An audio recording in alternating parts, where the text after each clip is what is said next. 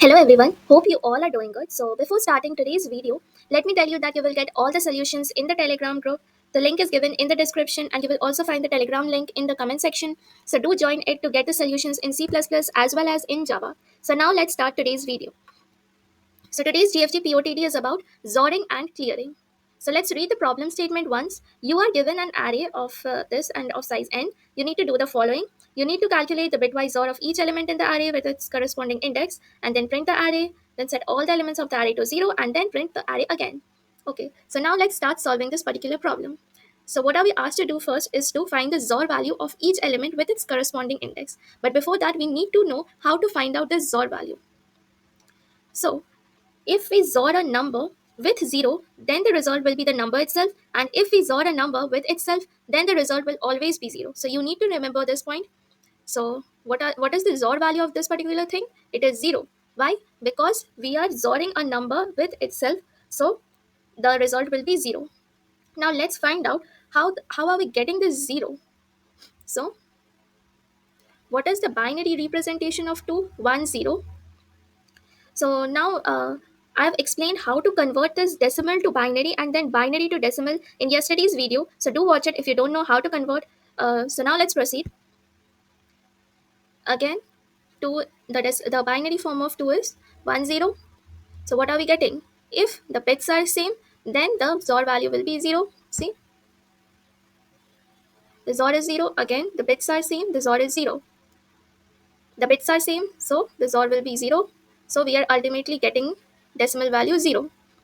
Now, what is this value? What is the XOR value of 5 XOR 2? So let's find out. The binary form of 5 is 1, 0, 1, and the binary form of 2 is 1, 0. Let's put a 0 forward. Okay. So what is the XOR value now? See, these bits are different. 1, 0, different. So if the bits are different, then you can observe that we are getting a 1. But if the bits are same, then the XOR value will be 0. So here the bits are different, so we will get 1. Again, the bits are different, that is 0 and 1. So 0 XOR 1 will be 1. Again, the bits are different, 1 XOR 0. So the value will be 1. Now, the decimal value 1, 1 is 7. So the XOR value will be 7. Now let's take this example. So this is a test case taken from the example itself. So let's find out the XOR value of these elements with their corresponding index. So what is the index of this? It is 0, 1, 2. Hello everyone. Hope so binary representation of 10 is 1, 0, 1, 0, and binary representation of 0 is 0, 0, 0, and 0.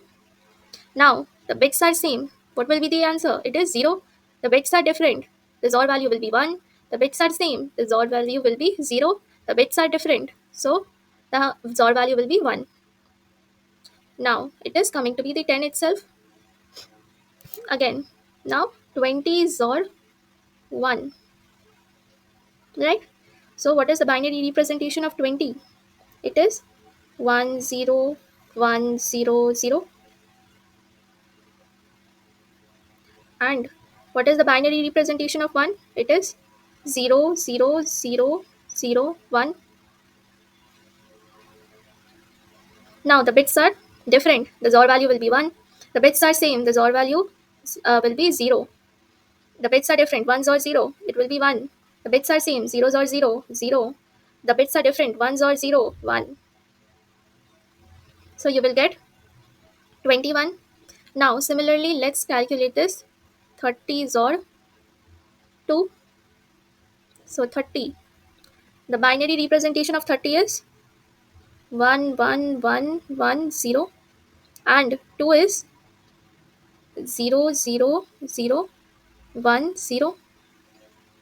Now let's calculate. 0, 0 bits are same. So value will be 0. Again bits are same. 1, 1. So 0. Again 1 XOR 0 bits are different. So XOR value is 1. 1 XOR 0 bits are different. XOR value is 1. 1 XOR 0 bits are different. XOR value is 1. What is this? It is 28. Now let's find 40 XOR 3. So what is this? 40. It is 1 0 1 0 0 0, and my 3 is 0 0 0 0 and 1 1. Now, zeros or 1, the bits are different. The XOR value will be 1. Zeros or 1, the bits are different. The XOR value will be 1. Now, zeros or 0, the bits are same. The XOR value will be 0. Ones or 0, the bits are different. The XOR value will be 1. Zeros or 0, the bits are same. The XOR value will be 0. Again, the bits are different. 1 0, the XOR value will be 1. So, this will come out to be 43. Now, after that, we are asked to um, set all the elements of array to 0. So we will see this in the code, how to set all the elements to 0. Now let's implement the code. So let's first find out the bitwise XOR of each element with its corresponding index.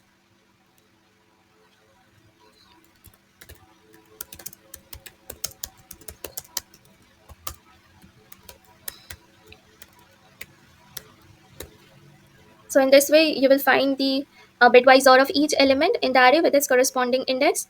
Now let's set the elements to 0. So again, start a for loop. Now set all the elements to 0.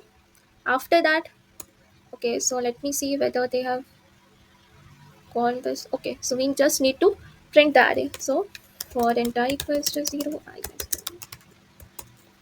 So just print the array, a space, and a new line. So let's compile and run.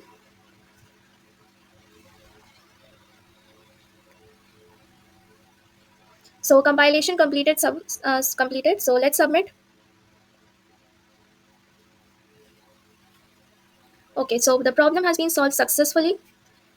So I think we can end the video here, but before that, do subscribe the channel to get similar content, as gaining a subscriber and a like in my videos does motivate me a lot to be consistent and create such content. So do subscribe, like, and share with your friends. If you have any doubts, you can ask me in the comment section below. So thanks a lot for watching. See you guys again tomorrow.